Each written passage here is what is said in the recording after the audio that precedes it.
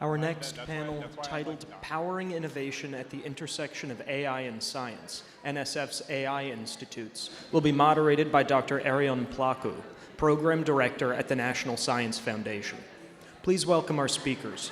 Dr. Mike Williams, Deputy Director of the AI Institute for Artificial Intelligence and Fundamental Interactions. Dr. Stella Offner, Director of the AI Institute for Cosmic Origins. And Dr. Huimin Zhao, Director of the AI Institute for Molecular Discovery.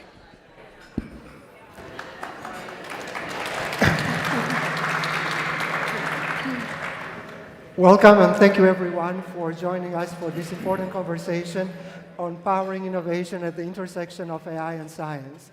My name is Erion Plaku. I'm the acting Senior Advisor for Artificial Intelligence in the Directorate for Computer Information and Science and Engineering at the National Science Foundation. Together with my colleague Jim Donlan, I also co-lead the National AI Research Institute's program. I'll tell you a little bit about this program first, just 1 minute. So this program is led by the National Science Foundation in partnership with many federal agencies, industry, and also nonprofit organizations. It represents an investment of over $500 million, and currently we have 27 AI institutes spread across the United States. These institutes are conducting cutting-edge research, both in foundational research, but also in use-inspired research over many scientific domains and also high-impact sectors, including healthcare, agriculture, cybersecurity, education, and many others. These AI institutes are also partnering with many industries in order to bring their ideas, to bring their foundational research and have real-world impact. They are also training the next generation of scientists, innovators, and practitioners through robust initiatives in education and workforce development. And today, we are bringing here three of our AI institutes, and they focus specifically on this topic of AI plus science. I have here with me Dr. Stella Offner. She is the director of the AI Institute for NSF Simon's AI Institute for Cosmic Origins.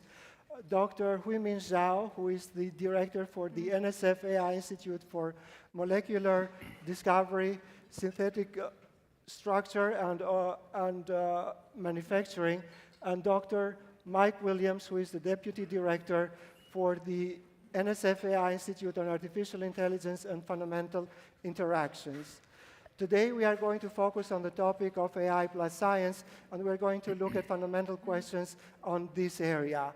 So to start us off, I'm going to ask Dr. Offner to tell us a little bit about her AI Institute, the vision, the motivation for the AI Institute, and the role that AI is playing on advancing science. All right, thank you. So Cosmic AI is aiming to develop transformative AI methods to tackle grand challenge problems in astronomy and help us answer fundamental questions about our cosmic origins. The most fundamental question of all is, of course, where do we come from? What is our place in the universe? So we have research groups that are working in a large area of astronomy, from how do we accelerate research workflows with AI agents or assistants, how do we make telescope operations more efficient to make them perform better, get the most out of our data, using AI to discover the fundamental properties of the universe, like what is the nature of dark matter, and to use AI to accelerate simulations. So I feel like I should say something about what does AI plus astronomy mean, right? So if you have these large language models, they're trained on text, code maybe, and we use that to some degree. But some of our models in the astronomy domain are trained on astronomy data. This is images of the sky. This is spectra. And so just as ChatGPT learns how to write a poem by looking at examples, we can look at this astronomy data and learn to identify features in it.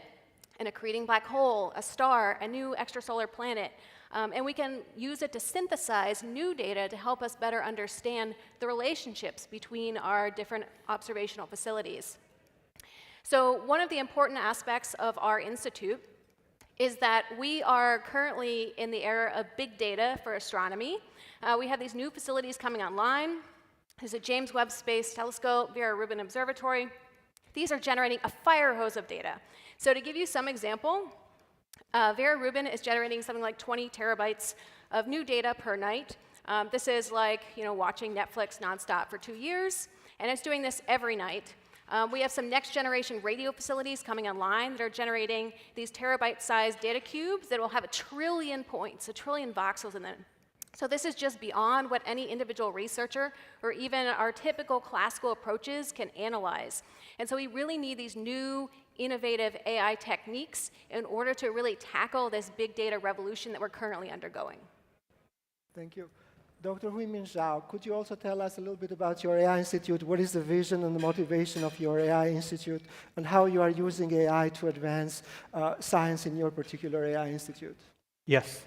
In our Molecular Maker Lab Institute, in short, MMI, we aim to develop new AI tools for discovery and synthesis of functional molecules that benefit the human society, with the ultimate goal to democratize chemistry. You might wonder, what do we mean actually to democratize chemistry? Well, as we know, functional molecules such as small molecules, chemicals, enzymes, and materials play a very important role in addressing grand challenges facing society. However, the process of discovering and synthesizing functional molecules is still very slow, expensive, and highly specialist-dependent. So in our institute, we try to develop AI tools and also the generalizable, applicable, automated chemical synthesis platform that can address this challenge. So in our mind, we want to make chemistry broadly accessible to everyone. That's what I meant, democratizing chemistry. So particularly, actually, we have designed an AI-powered automated molecule building platform that can make molecules using like Lego-like chemistry or make enzymes with improved or new functions. In this platform, a user can now enter like a query, like how actually we can make the molecule better, right? And then the AI will tell the machines to decide what tasks, what actually to make and how to test them. And then the results will be fed to the AI model, and the whole process could be repeated for many times. Using this AI platform, a molecule that may take a researcher many years to search and make manually now can be done in a few months. And then also, in addition to developing AI tools for chemistry, we also developed many innovative education and outreach programs. And we have also trained a new generation of workforce who are well-versed in chemistry and AI and can play an important role in the economic development in many industries, such as pharmaceutical industry, chemical industry, energy, and biotech industries. Fascinating. So let's hear from you. You now focus on physics, so let's hear the perspective of AI in physics and how your institute is advancing AI in physics and the mission and the vision that you have for your AI institute. Okay, yeah. So we pronounce the abbreviation for our institute IFI. So when I say IFI, I'm referring to the institute. So the IFI is hosted at MIT.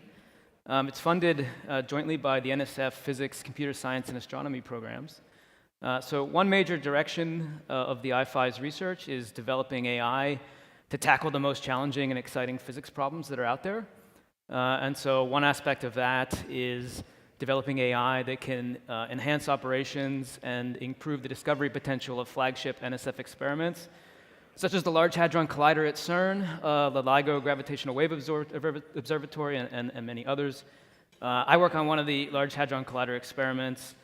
We collide protons at 40 megahertz, so 40 million times per second, produce 5 terabytes per second of data, 15 exabytes per year. Humans can't make decisions at 40 megahertz, but AI can, and it can do a good job. So it's not surprising, probably, that in that type of domain that AI could really revolutionize how we infer what's going on and really improve the physics we can do. But also AI is really transforming theoretical physics, where traditionally you might just think of like someone at a chalkboard.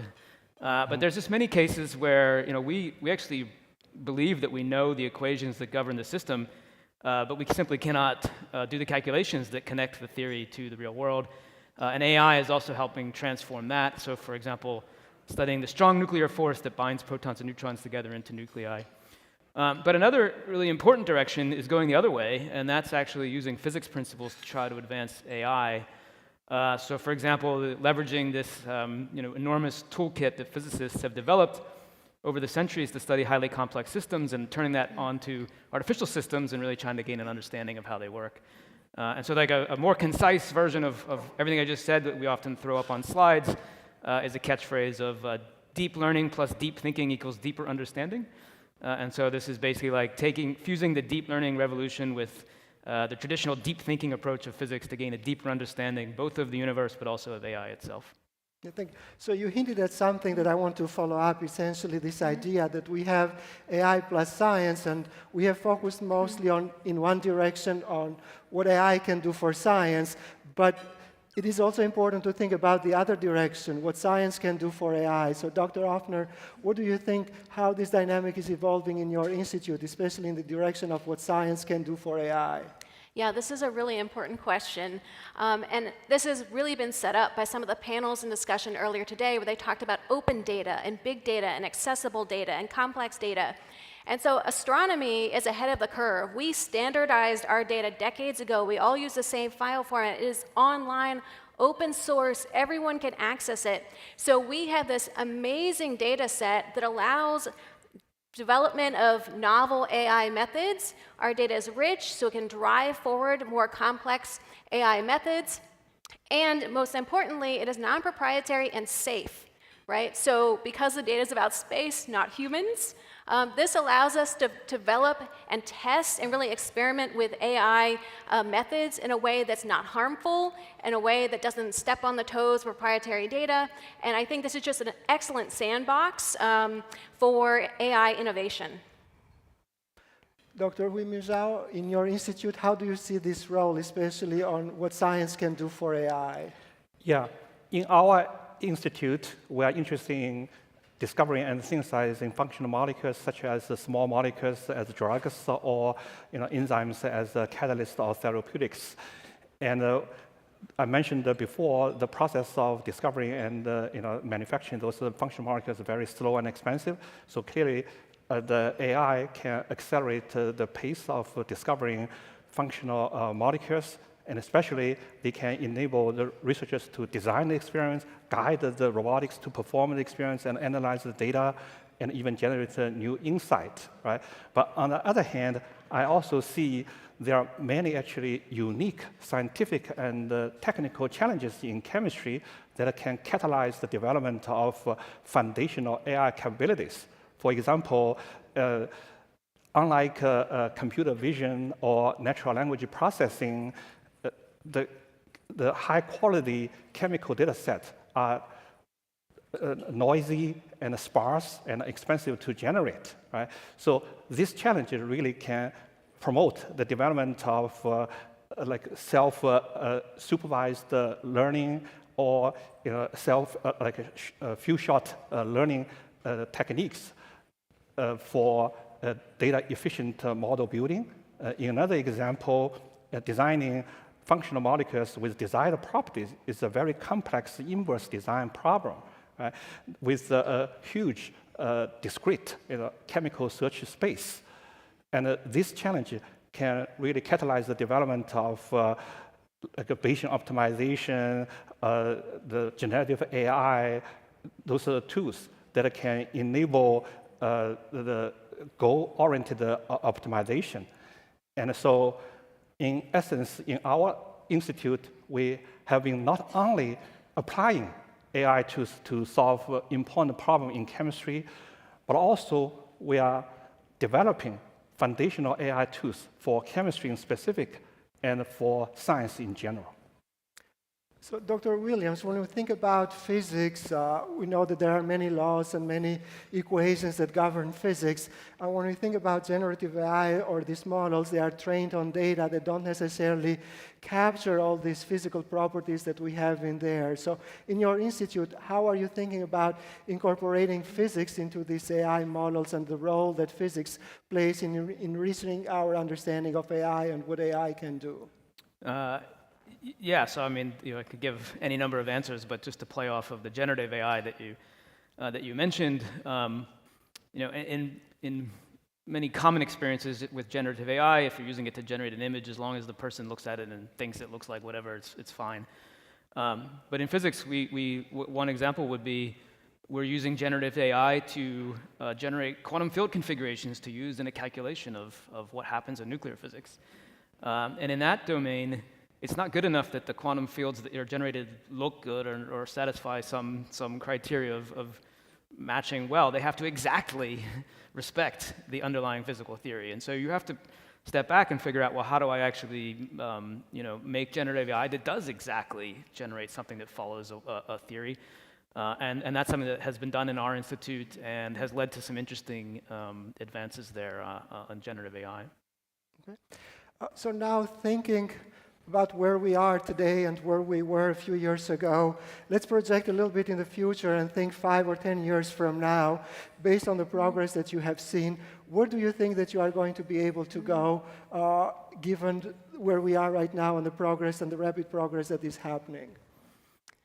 Yeah, so we have a really exciting horizon going out to 5 to 10 years. We can just see hints of the amazing things we're going to be able to do.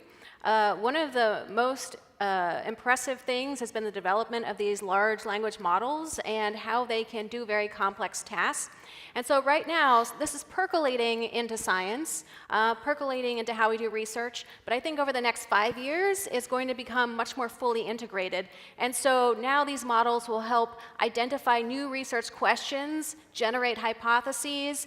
They will help us collect data. They will help us write code, analyze that data. They will help us draw conclusions and summarize that. And right now we see bits of this happening, but the models are not yet able to be AI scientists. They're not able to be good AI astronomers. And I think over the next 5 years, we're going to see these models continuing to improve, and now we'll have a more holistic integration between these AI assistants and scientific disciplines like astronomy. So since you mentioned that your institute is now finishing almost its first year, so what are some of the early insights and some of the excitements that is coming out of your institute to support that vision that you laid out for us 5 or 10 years from now?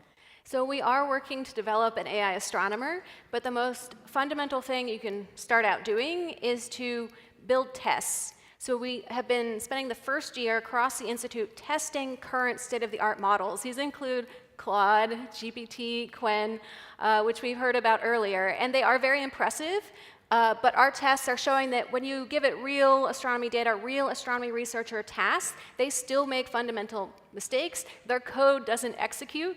And so our tests are pointing the way to how we can improve these models and build stepping stones toward this future 5 years from now. Thank you. And Dr. Zhao, your institute has been around for a little bit longer. So could you tell us some of the major accomplishments that you have done? We have heard a lot about AlphaFold, for example, and the progress that companies have made in that domain, and you are filling a different space. So could you highlight some of the accomplishments of your AI institute? Yes. Yeah, we are actually one of the first 7 AI institutes funded by NSF. So in the past 5 years, I think we have made numerous accomplishments, as evidenced by more than 160 publications and 2 startup companies, and also 11 patent disclosures, in which actually 6 of them have already been licensed by companies. So one of the actually biggest accomplishments on the research front side is the development of alpha synthesis, which actually is a one-stop shop for AI tools for synthesis and discovery functional molecules.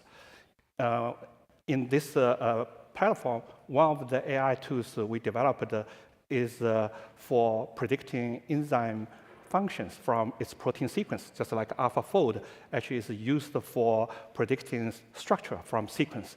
Our tool can predict the function from sequence, right? So it's the next step of AlphaFold. And since we developed that AI tool 2 years ago, more than 10,000 researchers around the world have been used this tool to predict the functions of more than 100,000 enzymes. And actually, one of the labs that are not associated with our institute recently used this tool to discover new enzymes that can degrade plastic waste in the environment in a much faster speed than the existing enzymes.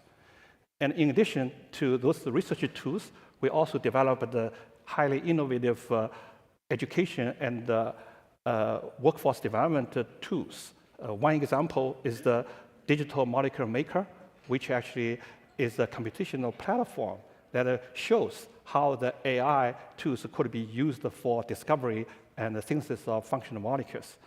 Another program we developed is we call Lab 217 Escape Room, which actually will offer us an immersive experience where the public actually can learn how AI are used to solve problems in chemistry.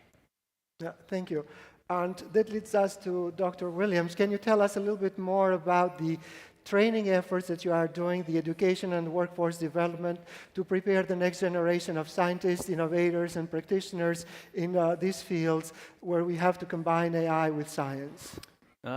Yeah, so I mean, I think AI becoming ubiquitous in science means it's incredibly important to train future scientists, but also it's evolving so quickly that it's actually quite challenging, right? Because you're trying to constantly keep up with the changes. So one of the flagship efforts we have in our AI Institute, we call the IFI Postdoctoral Fellowship Program. And so this is where we run a competition and we find the most talented people operating in this interdisciplinary space of AI and physics. And we give them a 3-year fellowship and basically let them do whatever they want in that space. And this is something that is typically lacking in postdoctoral positions. They're usually attached to a specific task, a very narrow view. But these young people are they're the ones that are defining the direction, right? And we need to give them the freedom to do that. And so that's something that the AI Institute's program has really been great for us because it allows you that freedom. And those people are going on and doing amazing things. At the PhD level, we're also just seeing many, many more students coming in who their research and interests just do not align with disciplinary boundaries, right? They're not really purely a physicist or a computer scientist or anything. So one of the efforts that we had in the IFI was to help co-create a new PhD program at MIT in physics, statistics, and data science, where you have physicists who are not only getting the hands-on training in AI through the research, but actual formal training in statistics and AI, which we think is actually quite crucial. We have, at the IFI, we run a PhD summer school, a week-long school every year.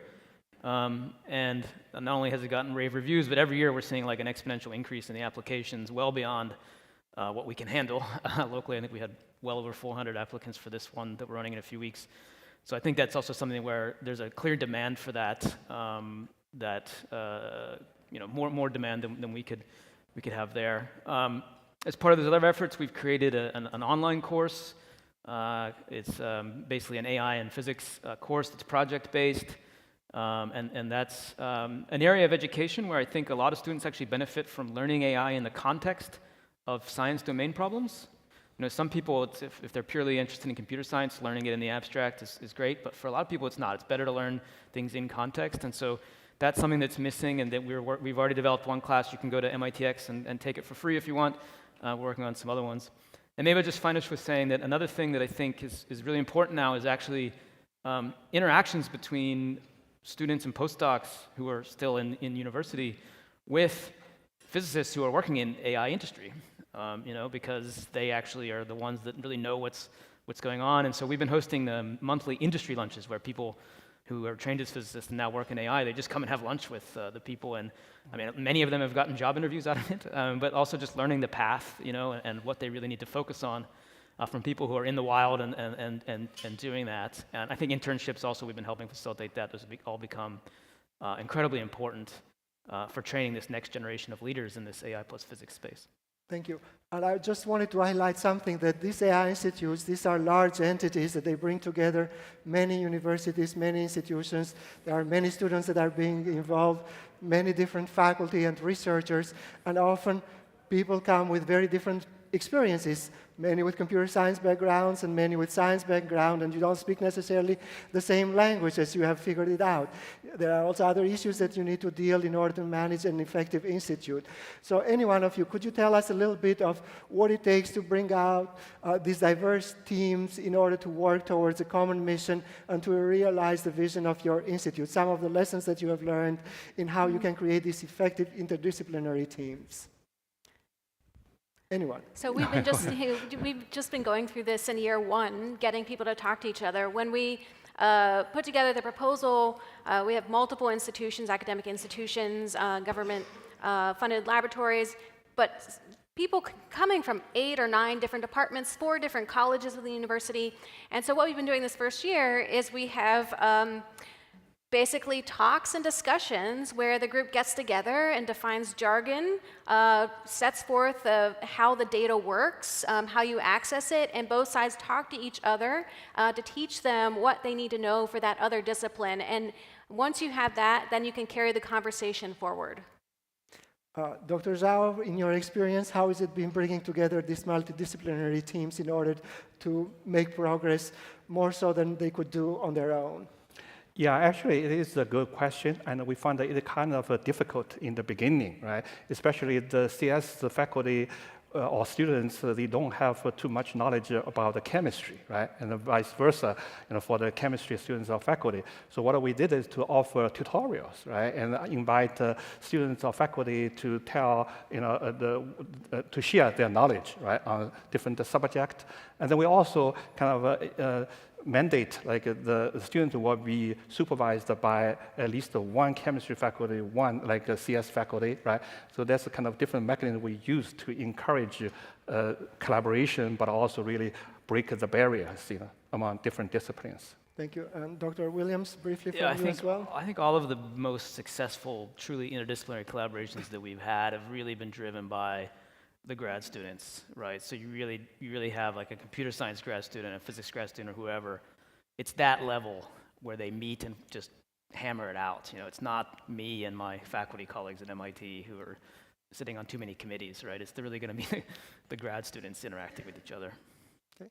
And for our last question, and this is to every one of you, we are concluding this panel, but what would be the message or the takeaway that you would like the audience to go at the end of this panel? So what is your one takeaway for the audience? Yeah, I think the takeaway is that AI is crucial for astronomy and astronomy data and our next generation discoveries, but also astronomy is crucial for AI, and together we can do really amazing things. Dr. Zhao? Yeah, I think AI has already made a huge impact on science, but also actually in almost every aspect of our society. So the takeaway I would like the audience to remember about AI plus science is really this. Please jump on the AI wagon and let's work together to make a better world. Dr. Williams? I'll keep it simple. AI plus science is the future of science. Wow, okay. There is a very strong message, and we encourage that message. AI plus science is the future of science. Let's go with that. Thank you, the panel, and thank you, the audience.